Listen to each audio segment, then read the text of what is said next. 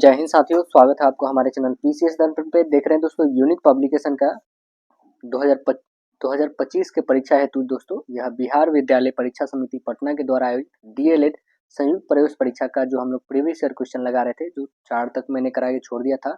Because आपको पता है रेलवे के लिए जो भी प्रैक्टिस सेट थे वो हम लोग कंप्लीट अभी करा रहे थे, इस कारण जो है ये पेंडिंग में था दोस्तों। अब फिर से स्टार्ट हो चुकी है ये।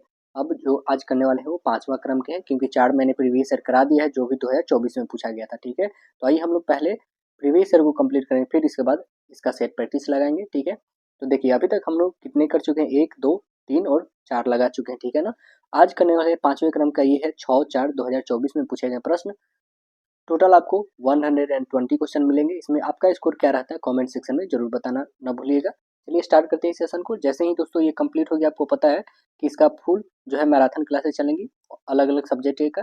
जैसे कि आपका रीजनिंग का अलग हो गया, मैथ्स का अलग हो गया, हिंदी का, इंग्लिश का, सभी का एक अलग क्लासेस आएंगी जब ये कंप्लीट हो जाएगा। ओके, तो चलिए पहले प्रीवियस ईयर को कंप्लीट करने के बाद जो है दोस्तों हम लोग कंप्लीट करेंगे मॉडल प्रैक्टिस सेट को। देखिएगा set number question, Bihar DElEd परीक्षा 6/4/2024 में पूछे गए प्रश्न के आधारित पे जो प्रश्न है यहाँ पे देखिएगा। क्वेश्चन क्या है, पहला हिंदी में बन क्या रहा है हमारा, सामान्य हिंदी में क्वेश्चन देखेंगे तो बताइएगा। यहाँ पे क्वेश्चन आपका बन रहा है क्या दोस्तों, मनोयोग का संधि विच्छेद हमें करना है। तो क्या बनेगा यहाँ पे, मनोयोग का संधि विच्छेद क्या होगा बताइएगा।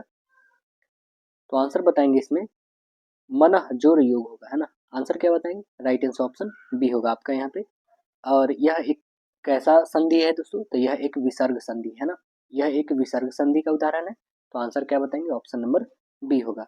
चलिए नेक्स्ट क्वेश्चन बताएंगे आप, कह रहे हैं कि कौन सा बहुब्रीहि समास का उदाहरण है, बताइए कौन सा है। तो आंसर क्या बताएंगे, बहुब्रीहि समास का उदाहरण जो है यहाँ पे हो जाएगा आपका नीलकंठ, है ना। आंसर क्या बताएंगे, ऑप्शन नंबर सी बताइएगा।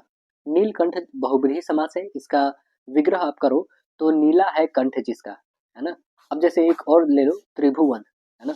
तो त्रिभुवन 3 भुवनों का जो है समाग्रह, वो एक ये कैसा समास है दोस्तों, तो यह एक जो है द्विगु समास है। कैसा ये समास है दोस्तों, तो आप बताओगे ये द्विगु समास है ना। अब जैसे आप देखोगे पुरुष सिंह, मतलब पुरुषों में सिंह, तो ये कैसा समास है बताएंगे, तो ये बताएंगे तत्पुरुष समास है, तत्पुरुष समास है। ठीक है दोस्तों, नेक्स्ट है निसी दिन, यह कौन सा समास है, तो निसी दिन कहने का मतलब है कि रात दिन, यह जो है आपका द्वंद्व समास है। कैसा है, तो यह जो है आपका द्वंद्व समास है। ओके, हमारा आंसर खोजना क्या था, बहुब्रीहि, बहुब्रीहि आपका है नीलकंठ। चलिए नेक्स्ट क्वेश्चन बताएंगे, कह रहा है खारा खोटा शब्द का हमें समास बताना है। खारा खोटा का समास क्या होगा यहाँ पे, तो आंसर क्या बताएंगे, जैसे दिन और रात होगा वैसे ही तो यहाँ पे खारा और खोटा होगा। तो आंसर क्या बता देंगे, ऑप्शन नंबर आपका राइट आंसर ये होगा द्वंद्व समास। चलिए अगला क्वेश्चन देखेंगे हम लोग, कह रहा है कि मैत्री को राह बताने को, एक क्वेश्चन तो ये आप लिख लो दोस्तों, ये कंफर्म रहता है चाहे कोई भी एग्जाम दो, मतलब कि डीएलएड के लिए एंट्रेंस एग्जाम, उसमें एक क्वेश्चन तो ये रहेगा ही रहेगा, मतलब कि 1 नंबर पक्के कर लो आप ये, यदि आप वीडियो देख रहे हैं तो। मैत्री को राह बताने को, सबको सुमार्ग पर लाने को, दुर्योधन को समझाने को, भीषण विध्वंस बचाने को, भगवान हस्तिनापुर आए, पांडव का संदेश लाए, दो न्याय अगर तो आधा दो, पर उसमें भी यदि बाधा हो तो दे दो केवल 5 ग्राम, रखो अपनी धरती तमाम, बस वहीं खुशी से खाएंगे, परिजन पर असी न उठाएंगे, दुर्योधन यह भी दे न सका, आशीष समाज का ले न सका, उल्टे हरि को बांधने चला, जो था असाध्य साधने चला, जब नाश मनुज पर छाता है, पहले विवेक मर जाता है। तो आपसे यहाँ क्वेश्चन पूछा गया है कि श्री कृष्ण कहाँ आए थे, कहाँ पे आए थे दोस्तों, तो आप बता दोगे यह आए थे हस्तिनापुर आए थे, यहीं पे दुर्योधन से क्या जमीन मांगे। तो आंसर क्या बताओगे, ऑप्शन नंबर करेक्ट बी हो जाएगा आपका। चलिए नेक्स्ट क्वेश्चन देखेंगे, वो संदेश लेके आए थे और वहाँ के जो है राजा के पुत्र दुर्योधन जो था उसको क्या कर लिए थे, बंदी बना लिए थे कृष्ण को। ठीक है, देखेंगे अगला क्वेश्चन कि आपकी यात्रा मंगलमय हो, यह किस वाक्य का उदाहरण है, आपकी यात्रा मंगलमय हो। तो आंसर क्या बताएंगे, ऑप्शंस बनेगा आपका यह इच्छा वाक्य, इच्छावाचक वाक्य है ना। आंसर बताएंगे राइट आंसर ऑप्शन डी होगा यहाँ पे। चलिए नेक्स्ट देखेंगे असेड, असेड के लिए सही परिभाषिक शब्द बताना आपको, क्या हो जाएगा असेड मतलब, असेड कहने का मतलब है यहाँ पे कि मान लेना, है ना। आंसर क्या बताओगे, ऑप्शन नंबर डी बताइएगा। ऑप्शन क्या बने, राइट आंसर डी। देखिए अगला क्वेश्चन कह रहा है कि शब्दों का सार्थक समूह जिससे किसी भाव विचार को पूर्णतः प्रकट किया जाए वह कहलाता है। क्या कहलाता है वह? तो वह कहलाता है वाक्य, जिसको हम लोग इंग्लिश में सेंटेंस कहते हैं। और वाक्य के भी कितने भेद होते हैं? अकॉर्डिंग टू इसके देखेंगे आप, अकॉर्डिंग आधार पे देखेंगे तो इसके भेद होते हैं 3। कौन होते हैं? एक संज्ञा के आधार पर, एक विशेषण के आधार पर, और एक होता है क्रिया विशेषण के आधार पर। ठीक है, आप देखेंगे वाक्य के भी उपवाक्य होते हैं। जो उपवाक्य के भी कितने प्रकार होते हैं? तो 3 होते हैं। और वो कौन कौन है? तो वो है आपके सरल वाक्य होते हैं, संयुक्त वाक्य होते हैं, और मिश्रित वाक्य होते हैं। ठीक है, चलिए नेक्स्ट क्वेश्चन हम लोग देखते हैं। कह रहा है परलोक का विशेषण हमें बताना है। परलोक का विशेषण क्या हो जाएगा यहाँ पे? तो परलोक का विशेषण आपका होगा परलौकिक। आंसर क्या बताएंगे? ऑप्शन नंबर सी, परलौकिक होगा, है ना। अगला क्वेश्चन देखिएगा, कह रहा है कि गाल बजाना मुहावरे का अर्थ क्या होगा? गाल बजाने मुहावरे का अर्थ क्या होगा? तो यानी डींग हाँकना। ऑप्शन नंबर क्या बताएंगे? Right answer option A. देखिए नेक्स्ट क्वेश्चन, इनमें कौन सा वाक्य जो है अशुद्ध है? मतलब कौन सा इसमें गलत है, आप देखोगे कौन सी गलत है। आइए देखते हैं। वकीलों ने कागजों की जांच की, ठीक है, ये तो बात सत्य है। इत्र में सुगंध है, ये भी सही है। वह डाल महीन है, वह डाल महीन है, ये बिल्कुल गलत है आपका। उसने तो हस्ताक्षर कर दिए, ये भी सही है। मीन्स होना क्या चाहिए था? तो वह डाल पतली है, महीन नहीं, बल्कि यहाँ पे क्या होनी चाहिए थी? पतली है। इसी कारण मेरा आंसर सी बनेगा यहाँ पे। चलिए नेक्स्ट, कह रहा है कि नदी, कह रहा है नदी कल कल करती हुई बहती चली जा रही थी। इस वाक्य में बहती चली जा रही थी में कौन सा पदबंध है? कौन सा पदबंध है? तो आंसर क्या बताएंगे? इसमें जो नदी कल कल करती हुई बहती चली जा रही थी, इस वाक्य में बहती चली जा रही पता है आपका क्या है? तो आप बता देंगे क्रिया पदबंध है। ऑप्शन नंबर क्या बताएंगे? ऑप्शन नंबर ए होगा। चलिए नेक्स्ट क्वेश्चन देखेंगे। अब बताएंगे कि इनमें कृतवाच्य से संबंधित वाक्य कौन सा है? कृतवाच्य से संबंधित कौन सा वाक्य है बताएंगे? कृतवाच्य पहले तो आप जानना होगा कि किसे कहते हैं। जिस वाक्य में क्रिया कर्ता के अनुसार हो उसे ही हम लोग कृतवाच्य कहेंगे। तो आंसर बताएंगे क्या बनेगा? भारत ने एक नया उपग्रह छोड़ा है। किसने छोड़ा है? तो भारत ने छोड़ा है ना। तो आंसर क्या बनेगा? राइट आंसर ऑप्शन सी बताइएगा।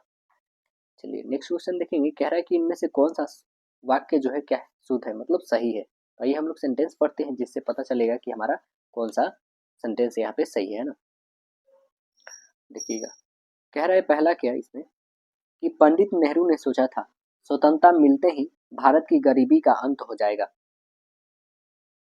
ये बात बिल्कुल सही है। आंसर ये बन गया आपका। अगला क्वेश्चन देखेंगे।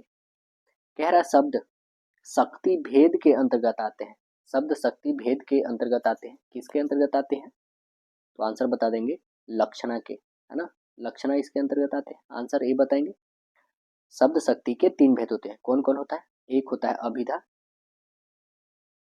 एक होता है अभिधा होता है दोस्तों। दूसरा क्या होता है? तो दूसरा लक्षणा यहाँ पे दे ही रखा है। और तीसरा जो होता है दोस्तों वो है व्यंजना। कौन सी है? तीसरा व्यंजना है। ठीक है, चलिए नेक्स्ट क्वेश्चन देखते हैं हम लोग। कह रहा नाटे कद के व्यक्ति को देखकर राहुल ने कहा ऊंट जा रहा है। तो इस वाक्य में शब्द शक्ति क्या है? अब देखिए, कोई छोटा व्यक्ति है, उसे बोल रहा है राहुल की ऊंट जा रहा है, तो यहाँ पे व्यंग कसा जा रहा है ना। यानी आंसर क्या बता देंगे कि ये व्यंजना है। आंसर सी बताएंगे। उपहास उड़ाया जा रहा है मतलब। अगला क्वेश्चन देखेंगे। बताइए, काव्य में जब दो अलग अलग वस्तुओं में समान गुणधर्म के कारण समानता दिखाई जाती है तो उसे कौन सा अलंकार कहते हैं? उसे कौन सा अलंकार कहेंगे? तो उसे कहेंगे उपमा अलंकार, है ना। क्या कहेंगे उसे? उपमा अलंकार कहेंगे। ऑप्शन करेक्ट आंसर ये बनेगा आपका। चलिए नेक्स्ट क्वेश्चन देखेंगे। कह रहा है क्या वर्णों की आवृत्ति को क्या कहते हैं? वर्णों की जो आवृत्ति मतलब फिर से दोबारा जो आती है उसे क्या कहते हैं? वर्णों की आवृत्ति को अनुप्रास अलंकार कहते हैं, है ना। आंसर ये बताएंगे अनुप्रास अलंकार। जैसे आप देखोगे, तरिन तनुज तट तमाल तरुर बहु छाए में त वर्ण की जो है बार बार आवृत्ति हो रही है। फिर से सुनेंगे आप, तरिन तनुजा तट तमाल तरुवर बहु छाए। देखे ना, तनिज भी, तनुजा भी, तट, तमाल, तरुवर, ये सभी में लगभग 3 4 5 6 में आए हैं ना। तो इसी कारण जो है यहाँ पे ये अनुप्रास अलंकार होगा। ऑप्शन से बनेगा कि पुनर्वृत्त कर रहा है, फिर से आए जा रहा है। मैं परिवर्तन चित नवीन समय के पंखों पर आसीन में अलंकार आपको पहचाननी है। मैं परिवर्तन चित नवीन, समय के पंखों पर आसीन, इसमें कौन सी अलंकार है? तो कौन से अलंकार है इसमें? आंसर इसमें बताइएगा। इसमें है रूपक अलंकार। ऑप्शंस क्या बनेगा? राइट आंसर ऑप्शन बी बनेगा आपका। देखिए अगला कह रहा है कि मंद हसी मुखचंद जुन्हाई, मंद हसी मुखचंद जुन्हाई में अलंकार आपको बतानी है। कौन सी अलंकार है इसमें? तो आप बताओगे इसमें रूपक अलंकार है। ऑप्शन नंबर क्या बनेगा? Right answer option C. अब इसका भावार्थ आप जानोगे। जैसे मंद हसी मुखचंद जुन्हाई, है ना, मतलब कृष्ण के चंद्रमा से मुख पर मंद हसी चांदनी सी सुंदर लगती है। जुन्हाई मतलब क्या होता है? तो जुन्हाई मतलब होता है चांदनी या चंद्रमा। है कि उन्नत हिमालय के धवल वह सुर सरी यो टूटती, मनोपध मनोपयोध से धारा के दुग्ध धारा छूटती। इस पंक्ति में कौन सी अलंकार है? इस पंक्ति में कौन सी अलंकार है? तो इस पंक्ति में उत्प्रेक्षा अलंकार है। आंसर क्या बनेगा? राइट आंसर ऑप्शन सी बनेगा। देखिएगा, मोहब्बत एक मीठा जहर है, इस पंक्ति में कौन सी अलंकार है? बताएंगे कौन सा अलंकार है? मोहब्बत एक जो है कैसी जहर है? तो मीठा है। आप आंसर बताओगे। यह विरोधाभास अलंकार है। इसमें आंसर ए बताएंगे। देखिएगा, छह शब्द संस्कृत के किस धातु से बने? छंद जो है शब्द, यह संस्कृत के किस धातु से बना हुआ है? तो आंसर बताएंगे यह छिदी से बना हुआ है ना। आंसर ये बताएंगे किससे बना हुआ है? छिदी से। बताइए निम्नलिखित में से कौन सा छंद है? तो आइए पढ़ते हम लोग देखते हैं। कह रहा है मनुष्य है तो वहीं रस खान, वैसे ब्रज गोकुल के गांव गांव के ग्वारन। मनुष्य है तो वहीं रस खान, वैसे ब्रज गोकुल गांव के ग्वारन। इसमें कौन सी छंद है? तो आंसर बताएंगे इसमें सवैया छंद है। ऑप्शन नंबर क्या बनेगा? राइट आंसर बी होगा, सवैया छंद है। चलिए देखिए अगला क्वेश्चन। कह रहा है कि पंचाली रीति का संबंध किस काव्य गुण से है? पंचाली रीति का संबंध जो है किस काव्य गुण से है? तो आंसर बताएंगे यह प्रसाद गुण से है। ऑप्शन नंबर सी बनेगा, प्रसाद गुण। देखिए अगला क्वेश्चन। कह रहा है कि वात्सल्य रस किसे कहते हैं? वात्सल्य रस किसे कहते हैं? तो वात्सल्य रस कहते हैं बाल सुलभ भाव को। आंसर क्या बताएंगे? राइट आंसर ऑप्शन बी, बाल सुलभ भाव को कहते हैं। देखिए अगला जो सेक्शन आता है हम लोग का वो है गणित। तो देखिए गणित में क्या क्वेश्चन बन रहा है। निम्नलिखित में कौन सा युग्म सही सह अभाज्य है ना। सह अभाज्य बहुत ही सिंपल क्वेश्चन है। यहाँ पे आप बहुत इजी में सॉल्व कर पाएंगे। सह अभाज्य आप देखोगे तो इसमें कौन सी है? देखिए तो आप खुद देखो, यहाँ पे सहभाज्य कहने का मतलब है कि वो भाज्य भी है ना।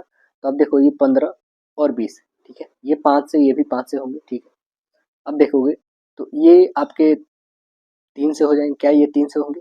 तो आप बिल्कुल नहीं होंगे 3 से। अब देखोगे ये 3 से होंगे, ये भी 3 से हो जाएंगे, ठीक है। ये देखो ये 3 से होगा बट ये 3 से नहीं होगा, है ना। इसमें सह अभाज्य जो है आपका वो कौन सा है? तो ऑप्शन नंबर बी है, 9 और 16 है। क्या है दोस्तों? तो 9 और 16 का महत्तम समवर्तक यहाँ पे एक आ रहा है। तो ऑप्शन नंबर हमारा बनेगा राइट आंसर बी। चलिए अगला क्वेश्चन देखेंगे। बोल रहा है 6 और 20 का महत्तम समवर्तक। 6 और 20 का महत्तम समवर्तक आप निकालोगे तो कितना हो जाएंगे? तो 6 का आप महत्तम समवर्तक क्या लिख सकते हो? 6 का 2 और 3 लिख सकते हैं। इसमें भी तो 2 कंफर्म आएगा, यानी कि क्या हो जाएगा? सबसे छोटा वाला ही निकालते हैं। ऑप्शन नंबर राइट आंसर ये बन जाएगा आपका। चलिए नेक्स्ट बताएंगे। कह रहा है कि 148 और 124 का महत्तम समवर्तक बताना है। HCF बताना है आपको। कितना हो जाएगा? तो देखिए 148 और 124 का आप HCF निकालोगे तो यहाँ पे गुणनखंड मेथड से भी बना सकते हो, डिवीजन मेथड से भी, दोनों तरीके से आप बना सकते हैं। तो देखिए इतना तो कंफर्म है कि एक तो होगा नहीं, क्योंकि ये दोनों से डिविजिबल है। तो कंफर्म है कि 2 या तो 4, क्योंकि यहाँ पे आपको 3 तो आएंगे नहीं, क्योंकि ये 3 से डिविजिबल है नहीं, ठीक है ना दोस्तों। तो आइए देख लेते हैं क्या होगा, या तो 2 या तो 4 में।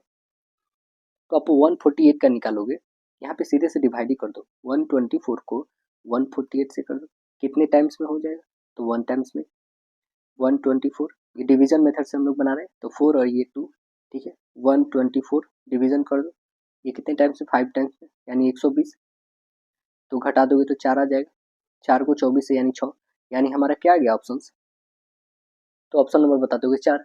ये जो लास्ट बनता है वही आपका आंसर बनता है, यानी ऑप्शन नंबर डी करेक्ट हो जाएगा। 4 हमारा क्या आ गया? HCF आ गया।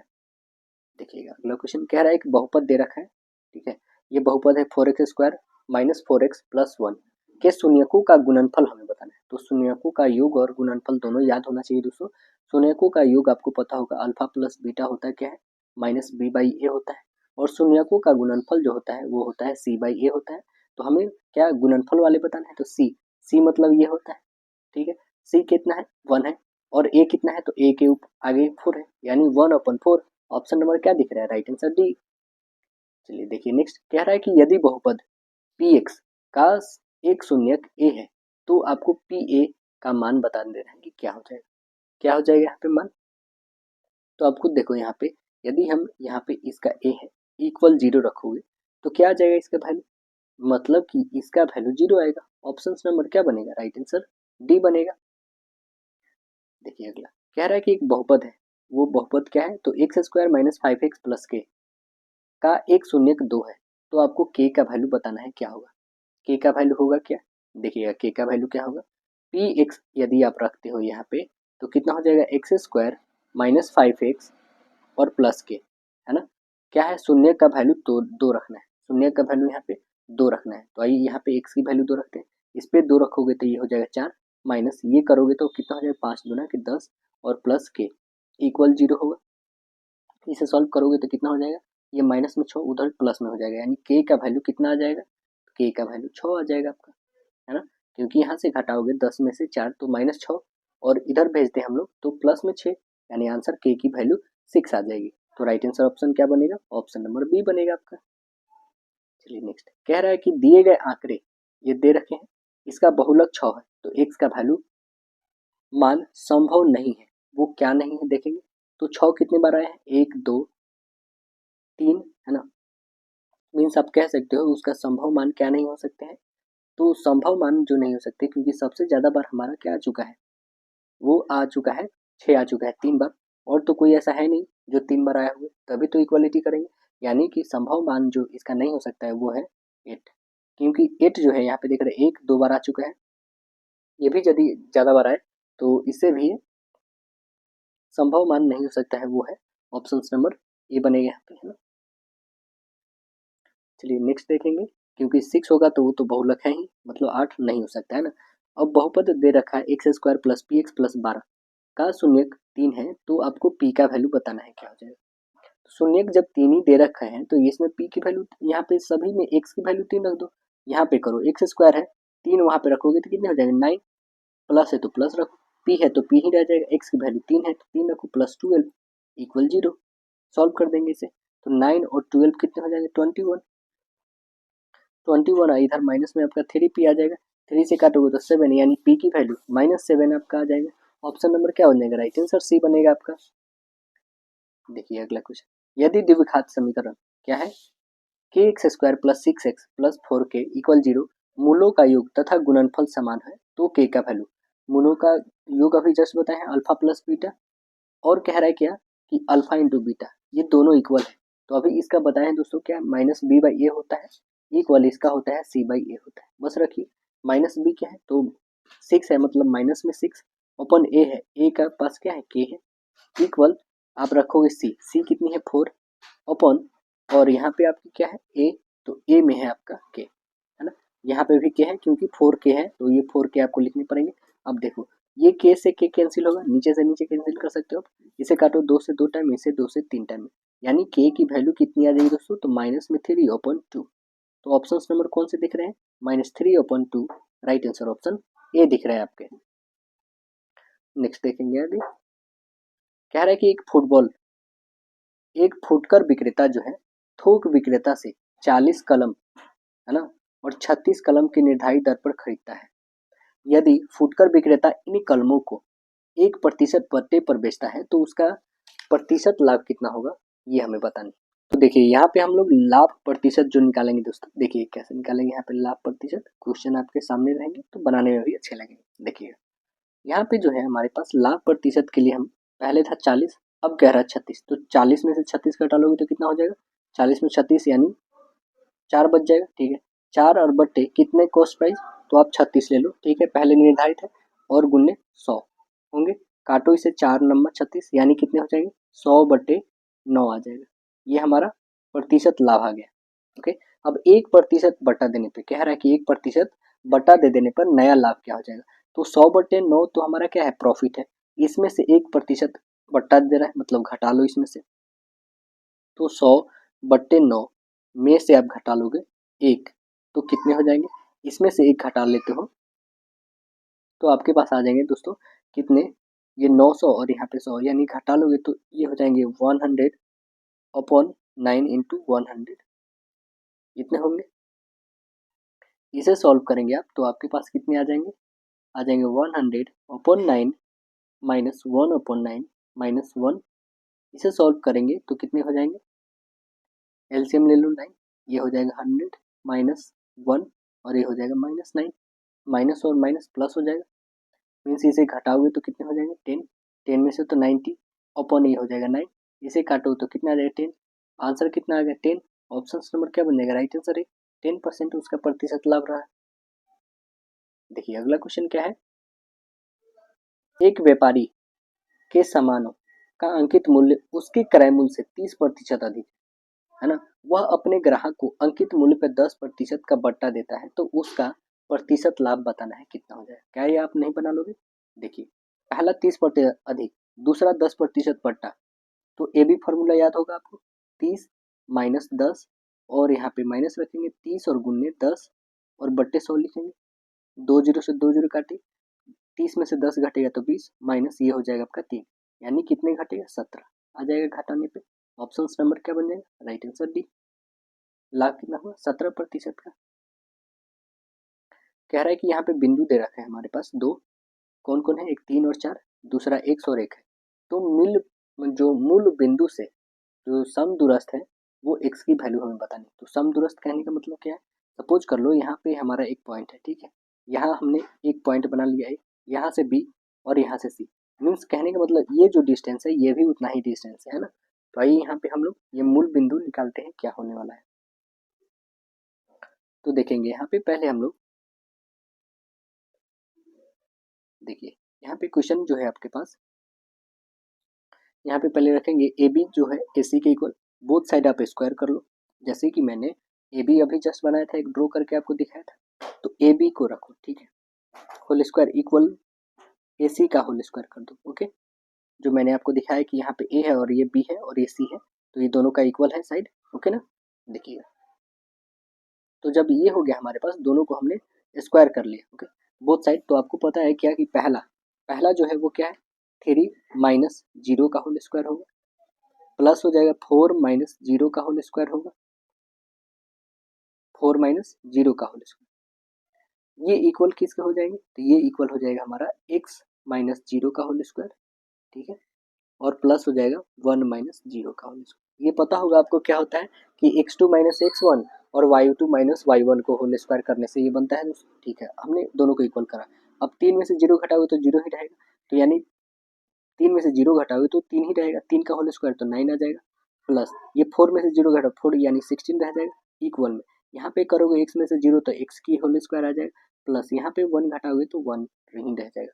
अब सॉल्व करो, यहाँ पे 9 16 25 और इधर से 1 घटा लो, यानी कितने हो जाएंगे, तो ये हो जाएगा आपके पास 24, इक्वल में क्या आ जाएगा एक्स स्क्वायर, ठीक है। अब एक्स स्क्वायर को भेजोगे यहाँ से तो रूट ओवर में आ जाएगा, यानी इसे कह सकते हैं 6 और गुने 4, इसे तो छोटा कर नहीं सकते, यानी 2 यहाँ से बाहर निकल जाएगा और अंदर में रह जाएगा 6, तो क्या बोलोगे 2√6 आया, और वो कैसा है तो प्लस और माइनस, यहाँ पे इंडिकेशन आप दिखा सकते हो, ठीक है। तो आंसर कौन से बनेगा हमारे, ऑप्शन नंबर बी बनेगा आपको 2√6, राइट आंसर बी। देखिए अगला क्वेश्चन, कह रहा बिंदु यहाँ पे दे रखे हैं 5 cos थीटा 0 तथा 5 sin थीटा के बीच की दूरी आपको बतानी है कितनी होगी।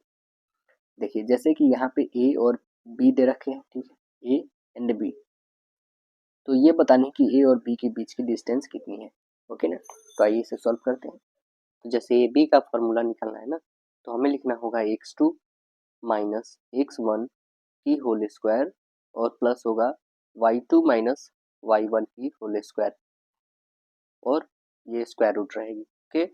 चलिए अभी इसे सॉल्व करते हैं। x2 क्या है, तो x2 आप बताओगे 0 है, x1 क्या है तो -5 cos स्क्वायर है, तो कॉस स्क्वायर को सीधे रखो तो 5 का होल स्क्वायर 25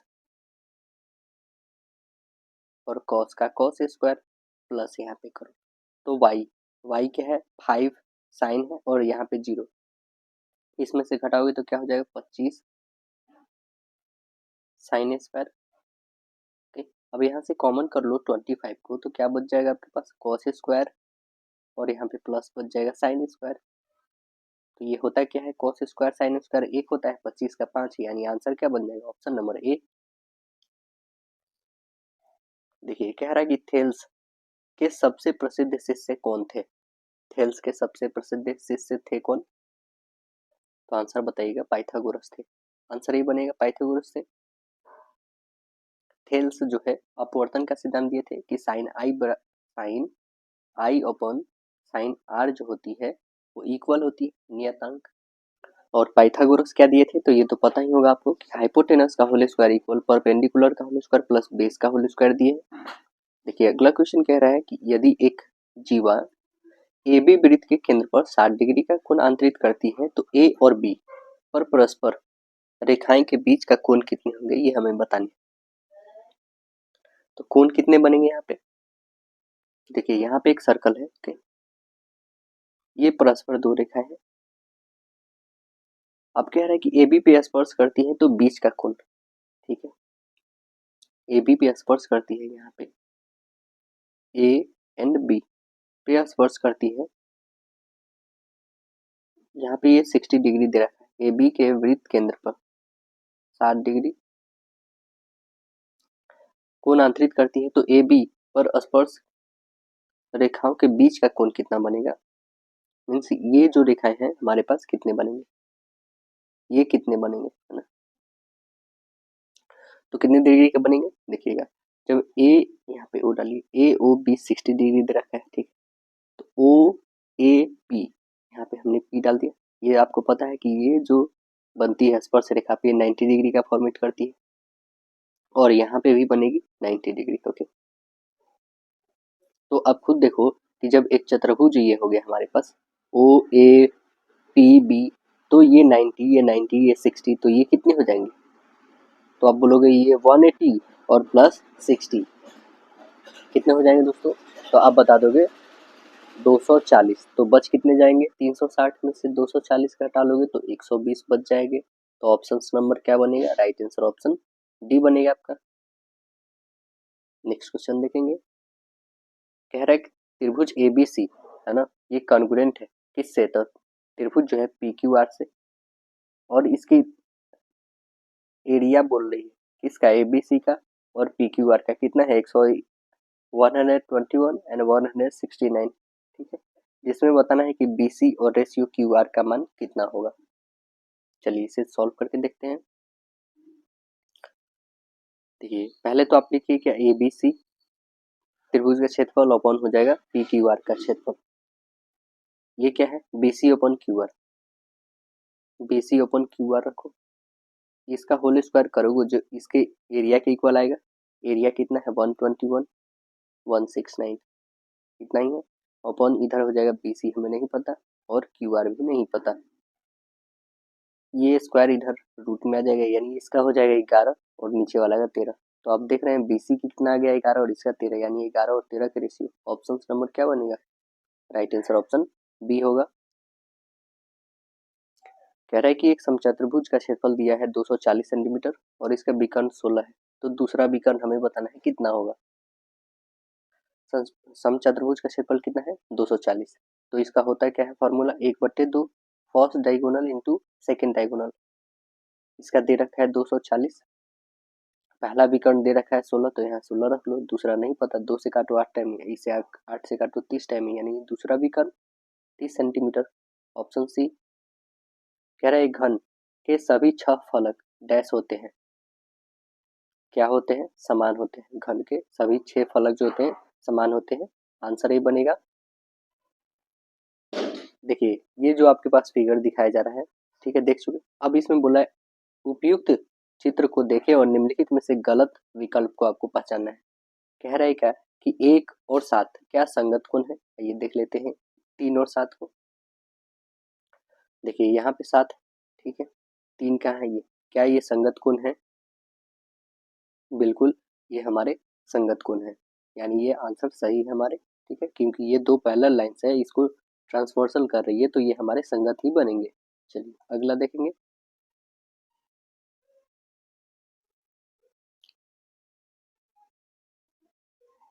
अगला क्या है कि 2, 3, 5, 8 ये क्या आंतरिक कोण है? आइए देख लेते हैं। 2, 3, 5, 8, 2, 3, 5, 8 बिल्कुल आंतरिक कोण है, मतलब दोनों के अंदर में है ये, है ना? बिल्कुल सही है ये भी। अगला देखेंगे। कह रहा है कि 5 इक्वल 7 होगा क्या? ये सम्मुख कोण है, 5 इक्वल 7। बिल्कुल, ये क्यों होगा दोस्तों? तो आपको पता होगा कि ये जो होते हैं अपोजिट अपोजिट एंगल जो होते हैं एक दूसरे के इक्वल होते हैं, है ना? उभयनिष्ठ जिसको हम लोग बोलते हैं एक दूसरे के इक्वल होंगे, तो ये बिल्कुल बात सही है। तो अब लास्ट एक ही बच गया और वो क्या है? तो 2, 3, 5, 8। अब देखो 2, 3, 5, 8 ये आंतरिक कोण है, क्या बाह्य कोण हो सकते? नहीं। आंसर क्या बन गया? Right answer D. Option number क्या बनेगा? Option number D. देखिए अगला क्वेश्चन कह रहा है कि n संख्याओं का माध्य क्या है? x की पावर रैंकिंग है, तो प्रत्येक में से k से गुणा करने पे नया माध्य क्या हो जाएगा? तो k से गुणा कर दो, यानी k तो गुना होगा और x की पावर रैंकिंग, हमारा आंसर यही बनेगा। माध्य मतलब क्या हो? यही ना। ऑप्शन नंबर क्या बनेगा? राइट आंसर ये। देखिए नेक्स्ट क्वेश्चन कह रहा है कि निम्नलिखित सारणी में प्राप्त माध्य है 2.6, तो y की वैल्यू बताना है। देखिएगा ये बारम्बारताएं दे रखी है, तो हमें f(x) निकालना होगा। ये तो हमारा x है, ये हमारा f है, तो f(x) आपको फाइंड करने होंगे, है ना? यहाँ पे f(x) फाइंड करिए तो कितने हो जाएंगे? 4 मल्टीपल करना होगा 10, और ये हो जाएगा 3y, और ये हो जाएगा आपका 4, और ये हो जाएगा आपका 10। ओके, ये जो हमारे आ गया f(x), अब इसको इंक्लूड करो, इसको जोड़ोगे तो कितने आ जाएंगे? f को कुल आपके आ जाते हैं यहाँ पे 12 प्लस वाई, और इसे ऐड करेंगे हम लोग तो कितने आ जाएंगे? 28 प्लस 3y। ओके, क्योंकि हमें फॉर्मूला में लिखना है sigma F x upon sigma F. Okay ना, तो सिग्मा एफ एक्स इसी को बोलेंगे एफ एक्स।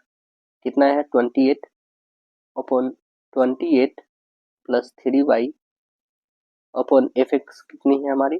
तो एफ जो है 12 प्लस वाई, जिसमें माध्य दे रखी है कितना? तो आप बताओगे 2.6। बस इसे सॉल्व करना है। देखिएगा 2.6 इक्वल दे रखी है हमारे पास 28 प्लस 3y अपॉन में हमारे पास 12 प्लस वाई। क्रॉस मल्टीपल कर देंगे यहाँ पे। देखिए 2 से काटिए 13, 2 से काटिए 5, क्रॉस मल्टीपल कर लोगे आप तो कितने हो जाएंगे? ये हो जाएंगे आपके पास 1, 5 और यहाँ पे 6, क्रॉस मल्टीपल होगा तो ठीक है, और प्लस में हो जाएंगे कितने दोस्तों? 13y इक्वल, इसे करेंगे हम लोग तो कितने हो जाएंगे? 28 और 5 में गुणा करेंगे तो आपके पास आ जाएगा 40 और 4, 2 और 4 कितने हो जाएंगे? 14। ओके, और प्लस 15y। अब देखो ये 13 है, ये 15 इधर ले जाके घटा दो और ये इधर लाके घटा लो, तो 156 में से 140 घटा लो इक्वल हो जाएगा 15y में से 13y घटा लो, मीन्स कितना हो जाएगा? 2y इक्वल कितने हो जाएंगे? तो इसे घटा लेंगे 1 और यहाँ पे 6, यानी 16 2 से काटोगे तो 8। y की वैल्यू कितनी आ गई? 8 आ गई। तो हमें y की वैल्यू ही तो बतानी थी। ऑप्शन नंबर बी बन जाएगी 8। कह रहा है कि किसी वितरण में 25 पद है तो डैश पद माध्यक होगा यदि वितरण के घटते क्रम में सजाया जाए। 25 पद मतलब विषम संख्या, विषम संख्या लिए माध्यिका कैसे निकालते हैं? n प्लस 1 अपॉन 2 वह टर्म निकालेंगे, यानी कि 25 प्लस 1 या 26, यानी 13वां पद जो है उसका माध्यिका होगा। ऑप्शन नंबर ए बनेगा। देखिए नेक्स्ट क्वेश्चन है कि a इंटू बी एक है, a plus B cosec into sec है, तो हमें a अपॉन बी का वैल्यू बताना है, जिसमें a प्लस बी का वैल्यू लिखा है कॉसेक इंटू सेक। कॉसेक को क्या लिख सकते हैं? 1 अपॉन साइन, इंटू हो जाएगा 1 अपॉन कॉस। इसे नेक्स्ट सॉल्व करेंगे तो हम लोग क्या हो जाएगा? साइन इंटू कॉस हो जाएगा। अब क्या 1 जो है हमारे पास ई पर, इसे हम लोग साइन स्क्वायर और प्लस कॉस स्क्वायर लिख सकते हैं। अपॉन में भी एक ही आ जाएगा। ए प्लस बी इक्वल जो आ गया हमारे पास क्या आ गया, 2 sine upon cos plus cos upon sine. ये कर लेंगे बाद में तो फिर इतना ही आ जाएगा। ओके, अब जो है साइन अपॉन कॉस को हम लोग लिखते क्या है, तो tan थीटा लिखते हैं और प्लस कॉस अपॉन साइन को कॉट लिखते हैं। ओके, तो हमारे पास क्या आ गया, tan प्लस कॉट आ गया। ए बी का वैल्यू दे रखा है कितना, 1 होता है, ए बी का वैल्यू 1। तो क्या हम लोग ए इंटू बी, इसे हम लोग tan इंटू कॉट लिख सकते हैं। मल्टीपल करेंगे तो 1 ही आ जाएगा। अब देखेंगे हमें ए प्लस बी, ए ओपन बी का वैल्यू होता है, तो ए की वैल्यू यहाँ से आप बता दो कितनी हो जाएंगी। देखिए A B equal tan into cot है। Okay, A B equal tan into cot है। अब यहाँ से हम रखेंगे क्या कि ए बी, ए का यदि वैल्यू फाइंड करते हैं हम लोग, तो आप कह रहे हो कि ए का वैल्यू tan है और बी का वैल्यू कॉट है, तो ए का वैल्यू कितना आ जाएगा, ए का वैल्यू आप बता दोगे कॉट थीटा आ गया। ओके, ए का वैल्यू कॉट थीटा आ गया। जब ए का वैल्यू कॉट थीटा आ गया तो बी का वैल्यू कितना आप बोल दोगे कि ए का tan आ गया, tan, ए का tan है ना और बी का कॉट है, तो यहाँ पे कॉट रखो, तो tan अपॉन कॉट, इसे काट लोगे तो कितने हो जाएंगे, tan अपॉन कॉट को आप काटोगे दोस्तों, तो ये आप लिख दोगे क्या यहाँ पे, tan अपॉन कॉट को। देखिएगा tan अपॉन कॉट को हम लोग काटेंगे दोस्तों, तो आप लिखोगे क्या कि tan इंटू, है ना, tan हो जाएगा, क्यों, क्योंकि 1 अपॉन tan इसे कर देंगे कॉट को, तो ऊपर में आके मल्टीपल हो जाएगा, तो क्या हो जाएगा, tan स्क्वायर हो जाएगा। देखिएगा यहाँ पे tan है, ओके ना, अपॉन में 1 अपॉन tan लिख सकते हैं कि नहीं कॉट को, तो ये ऊपर आके मल्टीपल होगा ना, इसी कारण मल्टीपल करते हो tan स्क्वायर। ऑप्शन नंबर क्या बन जाएगा, राइट आंसर ये बन जाएगा आपका। देखिए cos 0 डिग्री और plus 2 root sec 45 degree minus 3 root tan 30 degree का वैल्यू बताना है। तो देखिए cos 0 का वैल्यू 1 होता है और प्लस √2, तो √2 ही रखो, सेक 45 का वैल्यू कितना होता है, √2 होता है, ठीक है, माइनस √3, तो √3 और tan 30 का वैल्यू होता है 1 अपॉन √3, तो √3 से √3 कैंसिल करो, यहाँ पे हो जाएगा 2 और प्लस 1 और माइनस 1, ये प्लस माइनस कैंसिल, यानी बच क्या गया, +2। Option number right answer C. देखिए sec square alpha plus cos square alpha 2 है, तो sec square, sec alpha plus cos alpha का वैल्यू हमें बताना है कि कितना हो जाएगा। तो आपको पता है कि सेक स्क्वायर और कॉस स्क्वायर का वैल्यू यहाँ पे 2 दे रखा है, ठीक है। अब क्या हम कर सकते हैं, ऐसे नहीं लिख सकते हैं क्या कि A square plus B square plus 2ab equal क्या हो जाएगा, आपको पता है। तो चलिए हम लोग सेम वही करते हैं कि A square sec square, okay ना, यहाँ पे लिखते हैं sec square, okay, plus cos square और प्लस 2 करोगे, ये हमारा क्या 4 के इक्वल में है। ओके, जब हमने इसे क्या करा दोस्तों, तो कॉस और प्लस सेक का होल स्क्वायर जब करा तो A square plus B square plus 2ab, okay ना, तो इसे काटेंगे तो 1 आ गया।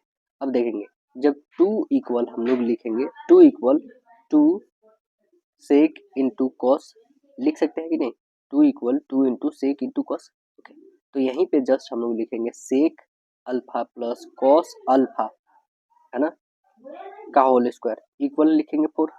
ओके, अब देखिएगा सेक और प्लस कॉस, सेक और प्लस कॉस की वैल्यू आप यहाँ पे निकालोगे, स्क्वायर है तो इधर आ जाएगा रूट ओवर में, 4 का निकालोगे तो कितना हो जाएगा 2 प्लस माइनस में, यानी आंसर हमारे पास जो आएगा वो होगा प्लस में, क्योंकि ये स्क्वायर इधर आकर रूट में चेंज हो जाएगा। तो सेक और प्लस कॉस की वैल्यू बतानी थी, सेक और प्लस कॉस आपके पास ऑप्शन नंबर ए बन जाएगा।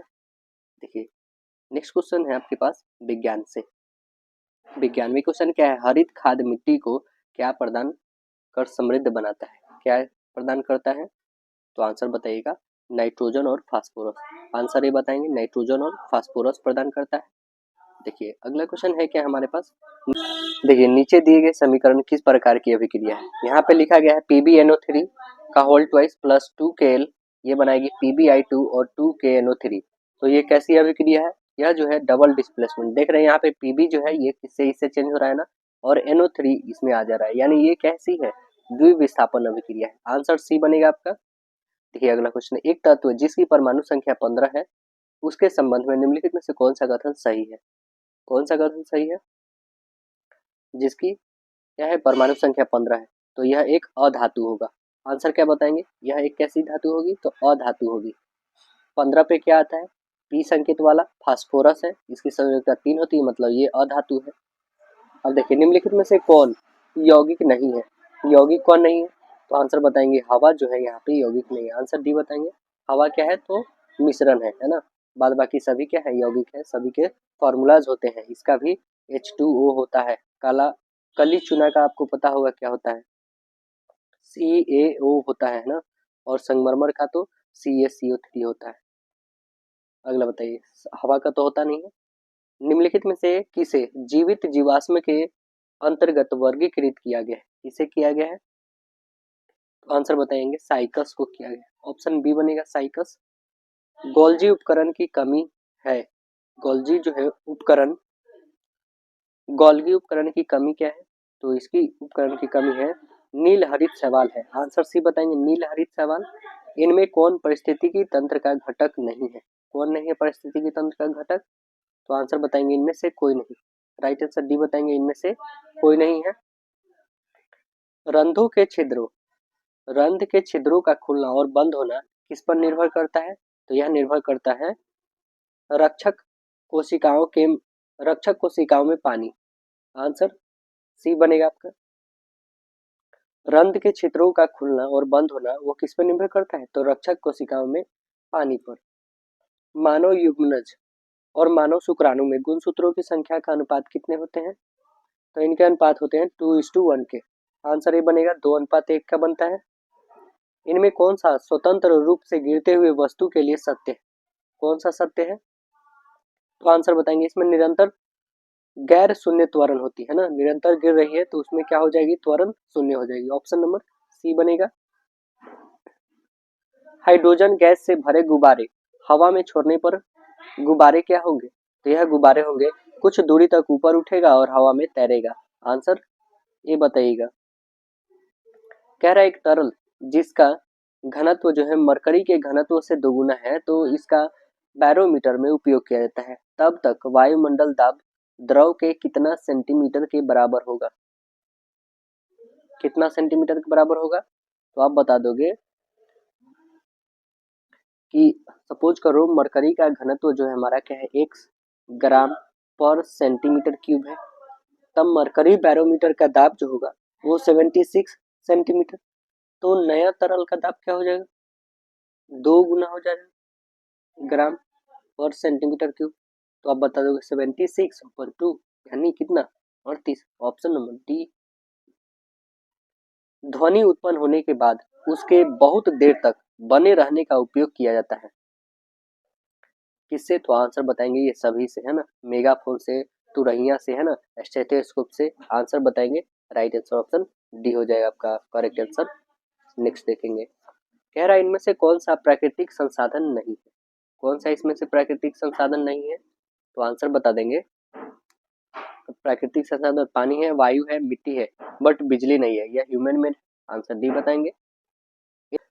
देखिए अगला क्वेश्चन कह रहा है कि इनमें से कौन सा लवण जल की अस्थायी कठोरता का मुख्य कारण है, कौन है इसमें बताएंगे, तो आंसर बताएंगे मैग्नीशियम सल्फेट जो है यह लवण जल की अस्थायी कठोरता का मुख्य कारण है, आंसर ये बताएंगे। देखिए चिपको आंदोलन का मुख्य उद्देश्य क्या था, चिपको आंदोलन का मुख्य उद्देश्य था उसका जो वनों की कटाई है उसको रोकना है ना, वृक्ष को बचाना, तो आंसर क्या बताएंगे, ऑप्शन नंबर ए बनेगा आपका। और ये कहाँ से शुरू हुआ था चिपको आंदोलन, तो आप बताएंगे चमोली जिला से।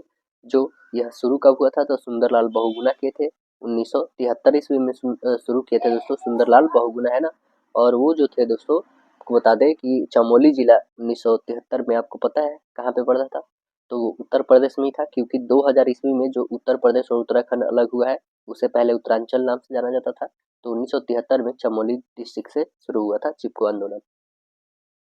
चलिए कच्छ और खंभात की खाड़ी में किस प्रकार की ऊर्जा के विकास की संभावना है, किस प्रकार की है, तो आंसर बताएंगे ज्वारीय ऊर्जा की संभावना है, आंसर ये बताएंगे कैसा है ज्वारीय ऊर्जा का। देखिए अगला क्वेश्चन कह रहा है ताप बढ़ने से चालक का प्रतिरोध क्या होता है, ताप बढ़ने से चालक का प्रतिरोध भी बढ़ती है, आंसर ये बताएंगे। देखिए कह रहा है डायनेमो में डैश होती है, डायनेमो में क्या होती है, तो डायनेमो में बताएंगे यांत्रिक ऊर्जा को विद्युत ऊर्जा में बदलना होता है, आंसर ये बताएंगे। यांत्रिक ऊर्जा को विद्युत ऊर्जा में बदलता है, डायनेमो। रेटिना प्रकाश को परिवर्तित करती है, रेटिना प्रकाश को क्या करती है, परिवर्तित करती है। आंसर बताएंगे विद्युत सिग्नल में, किसमें करती है, विद्युत सिग्नल में परिवर्तित करती है। अगला जो सेक्शन आता है सामाजिक अध्ययन का आता है। देखिए इसमें क्वेश्चन क्या है, कह रहा हिटलर किसका प्रवर्तक था, हिटलर जो था किसका प्रवर्तक था, तो आंसर बताएंगे नाजीवाद का, आंसर ये बताएंगे नाजीवाद का। देखिए इनमें से कौन सा वाणिज्यिक कृषि नहीं है, वाणिज्यिक कृषि इसमें कौन नहीं है, तो आप बताएंगे कार्बनिक कृषि जो है यहाँ पे वाणिज्यिक नहीं है, आंसर सी बनेगा। में बाल्कन का एक बड़ा हिस्सा डैश साम्राज्य के नियंत्रण में था, जिसने 1871 के बाद यूरोप में राष्ट्रवादी तनाव का सबसे गंभीर स्रोत देखा है, तो आंसर क्या बताएंगे, आंसर बताएंगे तुर्क का। राइट आंसर क्या बनेगा, ऑप्शन नंबर डी, तुर्क का जो था यह साम्राज्य का नियंत्रण में था, जिसने 1871 के बाद यूरोप में राष्ट्रवादी तनाव का सबसे गंभीर स्रोत देखा था। अगला देखिए निम्नलिखित में से किसके द्वारा इंडियन एसोसिएशन की स्थापना किया गया था, निम्नलिखित में से इनके द्वारा इंडियन एसोसिएशन की स्थापना किया गया था, तो आंसर बताएंगे सुरेंद्र नाथ बनर्जी और आनंद मोहन बोस, यह इनके द्वारा जो है इंडियन एसोसिएशन की स्थापना किया गया था। ऑप्शन नंबर क्या बनेगा, राइट आंसर बी। देखिए सिंपिंग जेनी का आविष्कार कब हुआ था, तो सिंपनिंग जेनी का आविष्कार जो है कब हुआ है, कब हुआ है सिंपनिंग जेनी का आविष्कार, तो अभी बता दें सिंपनिंग जेनी का आविष्कार जो है यह की है जेम्स हारग्रोस की है, जेम्स हारग्रोस है ना, और ये कब किए हैं, तो आंसर बताएंगे 1764 ईस्वी में, आंसर बताएंगे ऑप्शन नंबर ए बनेगा आपका। नेक्स्ट क्वेश्चन कह रहा है क्या इसमें कि रबर किस प्रकार के वनस्पति की श्रेणी में आएगा, रबर जो है ये किस प्रकार की वनस्पति की श्रेणी में आएगा, तो आंसर बताएंगे उष्णकटिबंधीय सदाबहार वन के श्रेणी में आएगा, ऑप्शन नंबर ए बनेगा आपका करेक्ट। देखिए अगला क्वेश्चन कह रहा है कि धुआं और कुहारे, धुआं और कुहरे का जो है सम्मिलित रूप क्या कहलाता है, क्या कहलाता है, तो यह कहलाता है धुंध कहलाता है, आंसर डी बनाएंगे। धुएं और कोहरे का जो है सम्मिलित जो रूप होता है उसे कहते हैं धुंध कहते हैं। देखिए भारत में कौन सा राज्य सबसे अधिक मात्रा में दाल का उत्पादन करता है, तो सबसे ज्यादा जो दाल उत्पादन करता है वो राज्य है मध्य प्रदेश, ऑप्शन नंबर सी बनेगा मध्य प्रदेश। बाल घाट खानों, बाल घाट खानों में निम्नलिखित में से किस खनिज का खनन किया जाता है, बाल खानों में जो है कौन सी खनिज का खनन किया जाता है, तो आंसर बताएंगे कॉपर का किया जाता है, आंसर सी बताएंगे कॉपर का, और ये किस स्टेट में है, तो ये मध्य प्रदेश में है। पूरे भारत का लगभग 52% यहाँ पे कॉपर का खनन किया जाता है। टैक्सोल नामक एक रासायनिक यौगिक जो हिमालयी यू की छाल, सुइयों, टहनियों और जड़ों से निकाला जाता है का उपयोग डैश के इलाज के लिए किया जाता है, और यह इस बीमारी के इलाज के लिए दुनिया में सबसे अधिक बिकने वाली दवा है, तो आंसर क्या बताएंगे, ऑप्शन नंबर आपका डी बनेगा, ये किसके लिए है, तो कैंसर के लिए, ऑप्शन नंबर डी करेक्ट होगा कैंसर। चलिए अगला बताइए परमाणु ऊर्जा एक है, परमाणु ऊर्जा एक क्या है बताएंगे, तो आंसर बताएंगे परमाणु ऊर्जा एक का ऊर्जा के गैर नवीकरणीय स्रोत है, ऑप्शन नंबर क्या बताएंगे, ऑप्शन नंबर बी, ऊर्जा के गैर नवीकरणीय स्रोत है। ये अगला क्वेश्चन देखेंगे निम्नलिखित में से कौन सा स्रोत जो है, कौन सा उद्देश्य जो है सार्वजनिक क्षेत्र के अंतर्गत आते हैं, कौन आता है, निम्नलिखित में से कौन सा उद्योग सार्वजनिक क्षेत्र के अंतर्गत आता है, तो आंसर बताएंगे बोकारो लौह इस्पात उद्योग आता है, आंसर सी बताएंगे बोकारो आता है। इसकी स्थापना कब होती है, यह जो है रूस की सहायता से 1964 में इसकी स्थापना किया जाता है। अगला बताइएगा बिहार का कितना क्षेत्र वनों से आच्छादित है, कितना क्षेत्र है बिहार का, तो आंसर बताएंगे 0.07%, ऑप्शन डी बनेगा।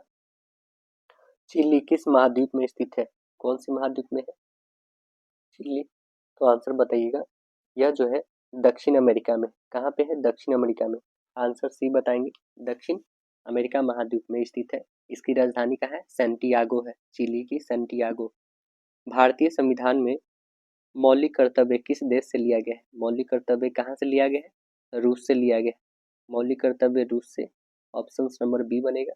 42वें संविधान संशोधन 1976 के तहत लिया गया है, भाग 4 के क में है, अनुच्छेद 51 के क में है। बताइएगा भारत के मुख्य न्यायाधीश की नियुक्ति कौन करते हैं? मुख्य न्यायाधीश की नियुक्ति कौन करते हैं? तो भारत के राष्ट्रपति। और भारत के राष्ट्रपति को कौन नियुक्त करता है? तो भारत के मुख्य न्यायाधीश। ऑप्शन नंबर ए बनेगा। इस क्वेश्चन देखेंगे हम लोग। कह रहा है कि इनमें कौन लोकतंत्र को मजबूत प्रदान नहीं कराता है? लोकतंत्र को मजबूती कौन नहीं प्रदान कराता है? तो आंसर बताएंगे आप। विविधताओं में सामंजस्य का अभाव और संघर्ष। ऑप्शन नंबर सी बताएंगे आप। देखिए कह रहा है भारतीय जनता पार्टी का मुख्य प्रेरक सिद्धांत क्या है? मुख्य प्रेरक सिद्धांत क्या है यहाँ पे? तो आंसर बताएंगे आधुनिकता। आंसर क्या बताएंगे? राइट आंसर डी, आधुनिकता जो है यहाँ पे मुख्य प्रेरक सिद्धांत है भारतीय जनता पार्टी का। बताइएगा निम्नलिखित में से क्या सामाजिक समस्या का विशेषता है? सामाजिक समस्या का क्या विशेषता है? तो आंसर बताएंगे इसका प्रभाव समाज के एक बड़े वर्ग पर पड़ता है। इसका है क्या? तो इसका प्रभाव जो है समाज के एक बड़े वर्ग पर पड़ता है। आंसर ही बताएंगे। देखिए भारत में लोकतंत्र की क्या चुनौती है? भारत में लोकतंत्र की क्या चुनौती है? तो आंसर क्या बताएंगे? ऑप्शन नंबर डी में सभी, जातिवादी, आतंकवाद और परिवारवाद। राइट आंसर डी बनेगा। अब आता है हम लोग का जनरल इंग्लिश। ये जनरल इंग्लिश में क्या क्वेश्चन है देखिए।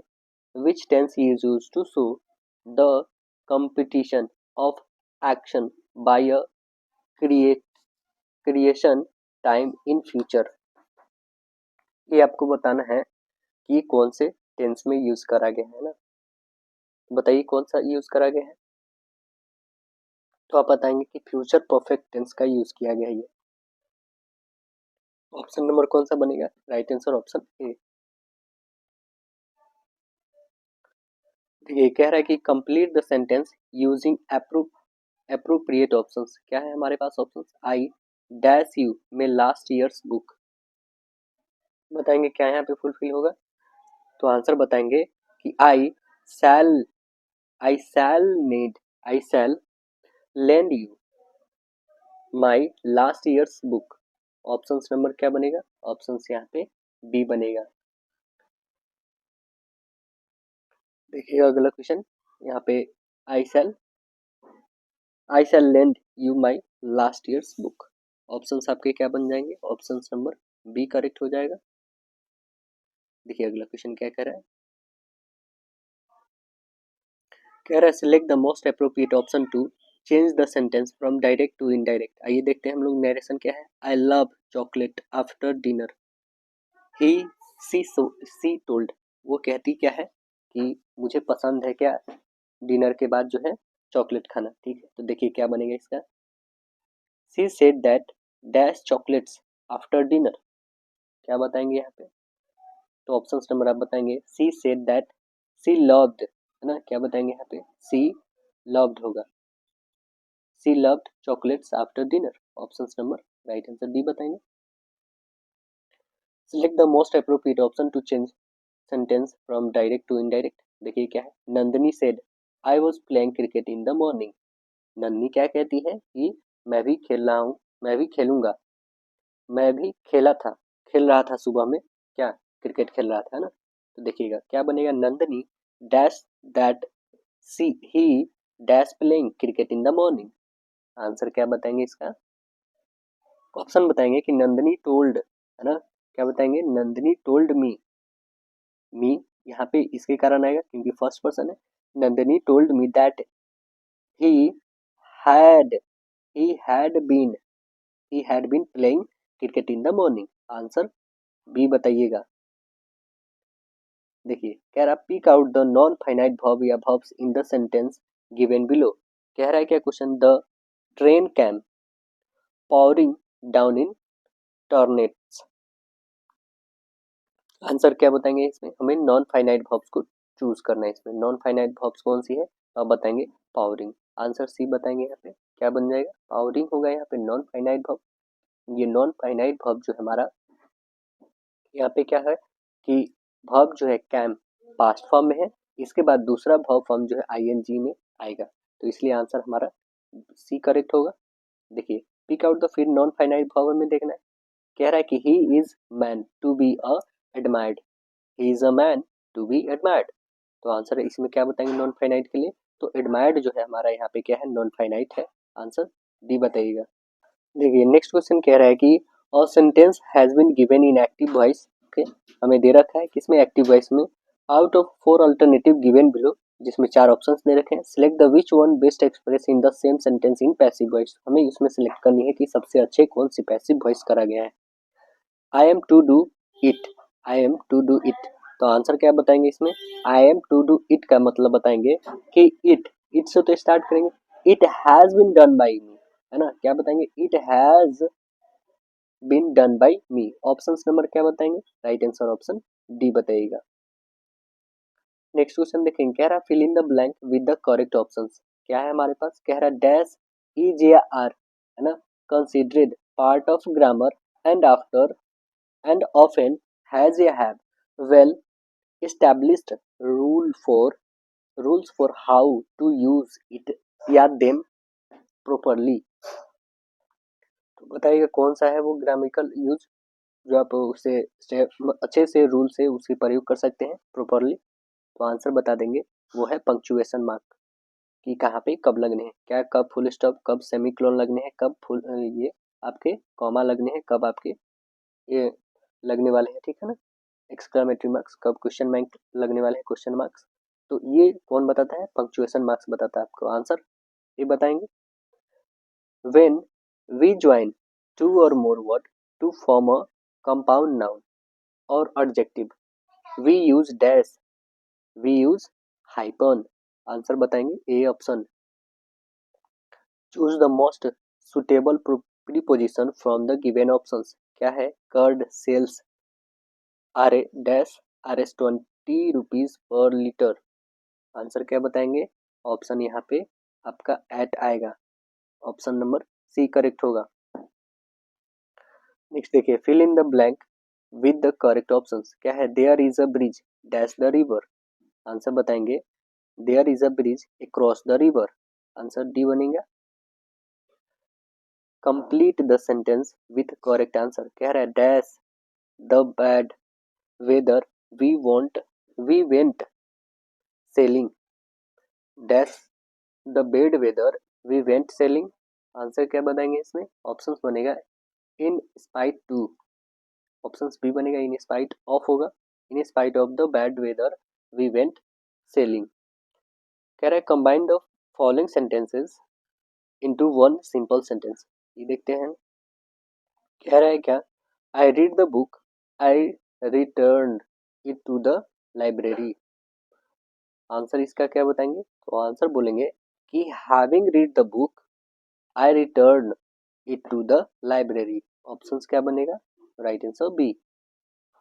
नेक्स्ट क्वेश्चन है, select the alternative which best express meaning of the items या फ्रेजेस। देखिए क्या है, क्रोकोडाइल टीयर्स। क्रोकोडाइल टीयर्स का मतलब क्या कहने का है यहाँ पे, इसका मतलब है कि दिखावटी आंसू, है ना। आंसर क्या बताएंगे इसका, तो ऑप्शंस बनेगा आपका राइट आंसर डी, प्रीडेंटी pretending to the sympathetic. Answer बनेगा right answer option D correct. Select the alternative which best express the meaning of items या फ्रेजेस। फिर एक और आया, देखिए क्या है, by fits and starts, by fits and starts इसका मतलब क्या है यहाँ पे, इसका मतलब है कि अनियमित रूप से, है ना। तो आंसर क्या बताएंगे इसमें, ऑप्शन नंबर बनेगा इरेगुलरली। आंसर बी बनेगा, अनियमित तरीके से। Select the alternative which best express the meaning of item या phrases. Go after, go after का मतलब क्या होगा यहाँ पे, गो आफ्टर मतलब किसी के पीछे जाना या फिर अनुसरण करना। तो ऑप्शंस क्या बताएंगे, टू फॉलो। आंसर बी बताएंगे, to follow. Choose the correct phrase from the given options and make a conditional sentence. क्या है हमारा, you will get the job on the condition that you dash hard. Answer क्या बनेगा, कहीं you work hard. Answer A बनेगा।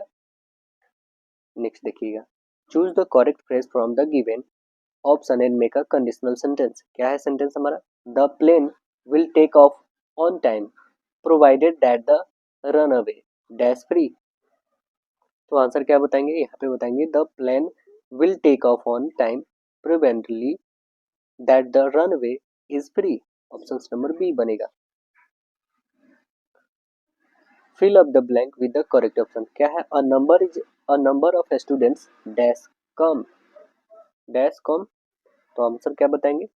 अ number of students have come, answer B बनेंगे। Fill in the blank with the correct options, क्या है? A lot of milk dash by dash bought, तो answer क्या बताएंगे? ऑप्शन बताएंगे a lot of milk is bought, option number right answer A बनेगा आपका। देखिए अगला क्वेश्चन क्या कह रहा है यहाँ पे, तार्किक एवं विश्लेषणात्मक क्षमता, यानी कहने का मतलब रीजनिंग। नीचे दिए गए विकल्प में हमें विषम बताना है, वेतन, भविष्य निधि, बीमा, शेयर, तो आंसर क्या बताएंगे? इसमें सभी से अलग जो है आपका वेतन, राइट आंसर ही बनेगा। दिए गए अक्षरों में बताना है आगे क्या आने वाला है। देखिए बी के बाद डी, दो बढ़ा, यहाँ पे भी दो बढ़ा, तो यहाँ पे भी दो, तो आगे क्या बढ़ेगा? दो, तो देखिए 2 4 6 2 8 यानी 10, 10 पे आता है जे, जे से कौन स्टार्ट है? तो आपके पास ऑप्शंस दो हैं, एक तो या तो ए या तो सी आने वाला है। अब देखेंगे यहाँ पे 15 से 12 3 घटा, 12 से 3 घटा 9, 9 से 3 घटा 6, 6 से 3 घटेगा तो 3, यानी ऑप्शन नंबर एक ही दिख रहा है, option number A. Next question देखिएगा, कह रहा है सूर्योदय के समय यदि मेरी पीठ सूर्य के विपरीत हो तो मेरे बाएं हाथ किस दिशा में होंगे? सूर्योदय के समय मेरे पीठ सूर्य के विपरीत, अब देखो सूर्योदय सपोज करो इधर ईस्ट है, ओके, और जो पीठ मेरी इधर है, ठीक है, पीठ मेरी जो इधर है, तो आप खुद बताओ कि इधर मेरी क्या होगी? बाएं हाथ, और इधर मेरी दाएं हाथ होगी, तो मेरी बाएं हाथ पूछ रहा है, बाएं हाथ तो उत्तर में होगी ना, ऑप्शन क्या बनेंगे? बी आपके करेक्ट होंगे। देखिए अगला क्वेश्चन, इसमें क्या बोला गया है? ये एक वर्ड लिखा गया है यहाँ पे, कैस्ट्राफोन शब्द है ना, इसे क्या बोला गया है कि अक्षरों के ऐसे कितने जोड़े हैं जिनके बीच शब्द में उतने ही अक्षर हैं जितने वर्णमाला में है, तो वह कितने हैं? आइए देख लेते हैं कितने वर्ड्स हैं। देखिए यहाँ पे एस और टी उतना ही तो आएगा, क्योंकि एस और टी में उतना ही अंतर है, 19 और 20 के, ठीक है। अब देखें दूसरा कौन है, तो अब देखिएगा पी यहाँ पे है और ये 18, तो 16 और 17 18, दो अभी तक मिल गए, ओके। अब और देखेंगे एन और ओ, तीसरा मिल गया हमारे पास। और देखिएगा यहाँ पे 5 है, 6 7 8, मतलब एच और एन ये भी मिल गया, अभी तक कितने मिले? 4 हमें मिल गए, ओके।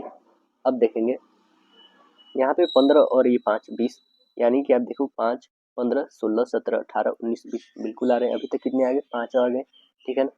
5 और भी है क्या? तो बिल्कुल देख सकते हैं यहाँ पे एन, एन के बाद भी हमारे पास टी आ रहा है, तो आप देखेंगे कि ये भी आ रहा है, यानी टोटल कितने आ गए हमारे पास? 6, ऑप्शन नंबर लास्ट 6 ही दे रखा है, तो ऑप्शन डी बनेंगे आपके। देखिए यहाँ पे कह रहा है क्या, यदि प्लस का सूचकांक डिवाइडर, बी का सूचकांक माइनस है, सी का सूचकांक प्लस है, डी का सूचकांक गुना, रखिए डी का गुना कह रहा है, ए का क्या कह रहा है? भाग, सी का क्या कह रहा है?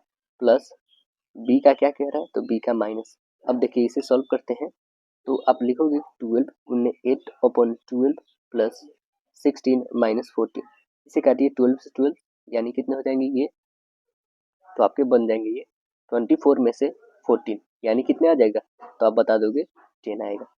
तो आंसर देखेंगे ऑप्शन नंबर 10 कहाँ पे है? यस, ऑप्शन नंबर आपके सी करेक्ट हो जाएंगे। ऑप्शन कौन से बन जाएंगे? Right answer option C. देखिए निम्नलिखित में से कौन सी संयुक्त संख्या है? बताइए कौन सी संयुक्त संख्या है? तो आंसर कौन सी बताएंगे? इसमें संयुक्त जो आप दिख रहे होंगे 0 19 और 29, ये आप देख रहे हैं ना, ये सभी अभाज्य संख्या है। 0 तो यहाँ पे आपका पूर्ण संख्या में आएगा, यानी ये संयुक्त संख्या जो है वो है ऑप्शन नंबर आपका डी है। राइट आंसर क्या बनेगा? ऑप्शन नंबर डी आपका होगा। देखिए इसमें बताना है क्या आने वाली है, यहाँ पे ये खाली स्थान पे क्या आएगा, आइए देख लेते हैं हम लोग क्या यहाँ पे फुलफिल होगा।